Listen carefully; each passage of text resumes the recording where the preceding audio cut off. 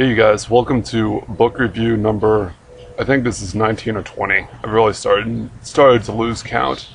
Well anyway, I am going to do two book reviews today. First of all, if you notice the nice scenery behind me, it's a little creek, it's very nice. Well, I'm going to do two book reviews. The first book I'm going to do,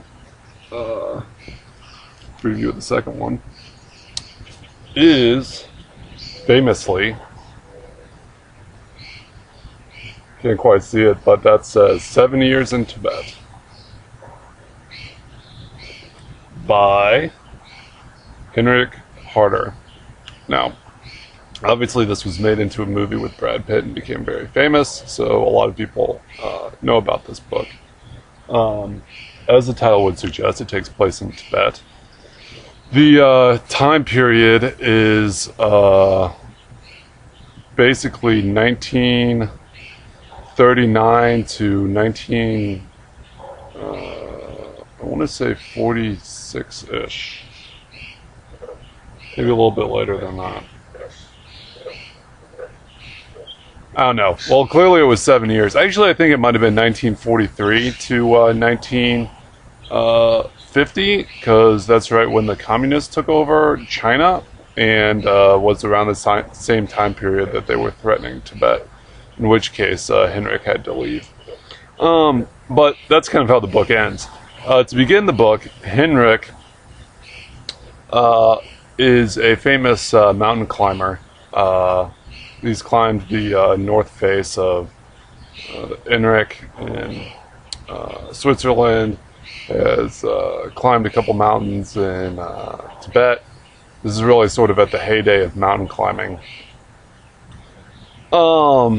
But unfortunately gets stuck in politics, because as you know, most of the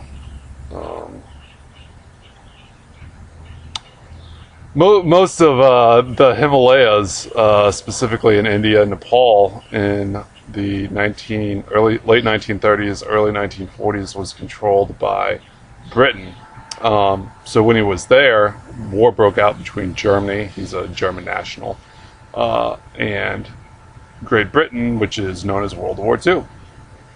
So he was arrested and put into an internment camp, and after a couple attempts, escaped with a band of people. Now initially it was 5, but the ones that made it to Tibet were only 2.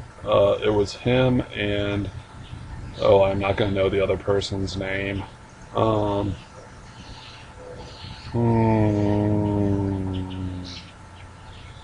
Well, in any case,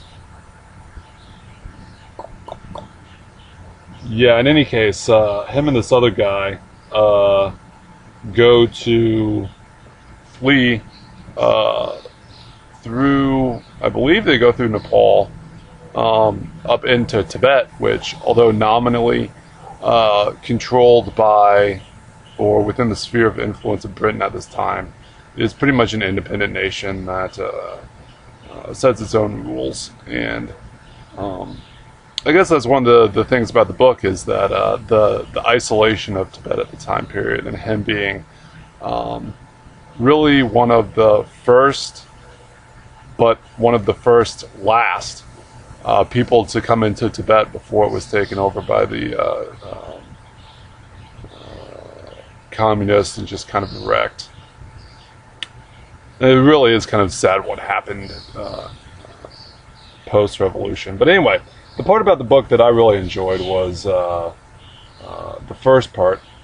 The second part kind of talks about them once they go to Lhasa, and kind of the dynasty and the knights, and kind of the royal court, and all of the people below the Dalai Lama.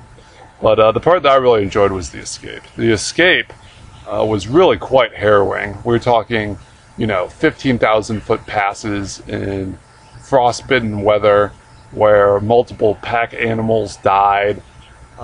They met people who had never seen Westerners before, some who were friendly, some who were hostile. And there's actually a great story about them seeing, like, way off in the horizon, these people riding on horses in the direction that they were traveling.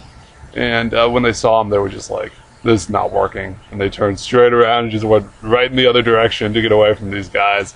It turned out these guys were like bandits from eastern Tibet that were known for, you know, that area of the country being very, people from that area of the country being very thieverous. But yeah, that was very harrowing. And if you just look at sort of the, let's see if we can find a map in here. Some of the areas that he went. Yeah. Oh wow, they went all the way up by Calais. Okay, so they really traveled like a long way. Around near Annapurna, and then up at the source of the Brahmaputra, which I think they followed most of the way down. Ooh, yeah, that is right. Yeah, so they didn't just escape through Nepal, they escaped through Western India. So it was a longer trip than I imagined. Yeah, I don't know if I have too much to say about the beyond what I have said. As I said, it's so well known that you know, everyone kind of knows the story.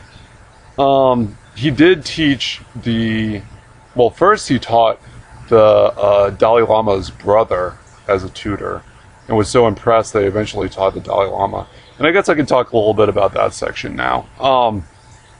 Really, the thing he knows most about the Dalai Lama is how isolating the position is for a kid that's like, you know, like 6. Just some of the traditions in the country say that, you know, no one can talk to, no child can talk to him directly, and there are only like 4 or 5 adults that can talk to him directly, that are given special permission. Heinrich eventually got that permission. But mostly it's just some very high-ranking abbots.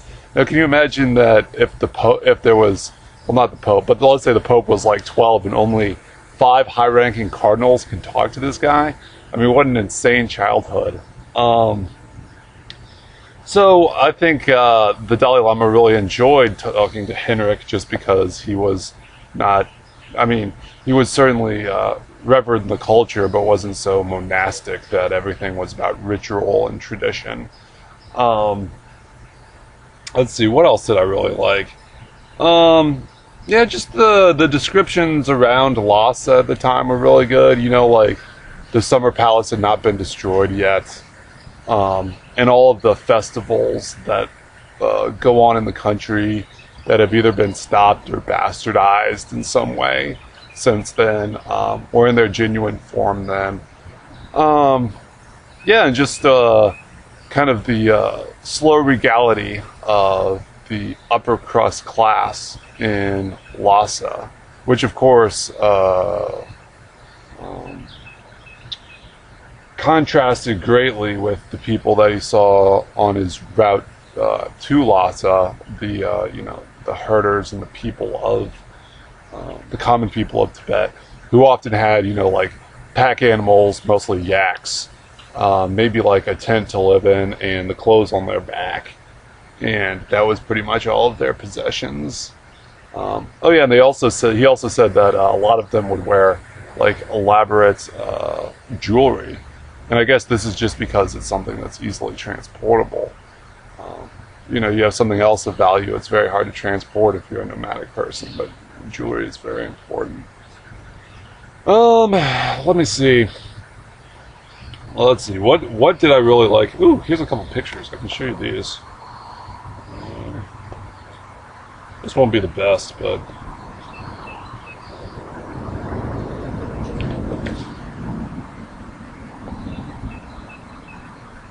there you go. It's at 12,000 feet.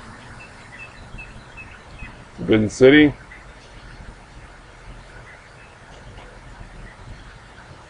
More from Lhasa.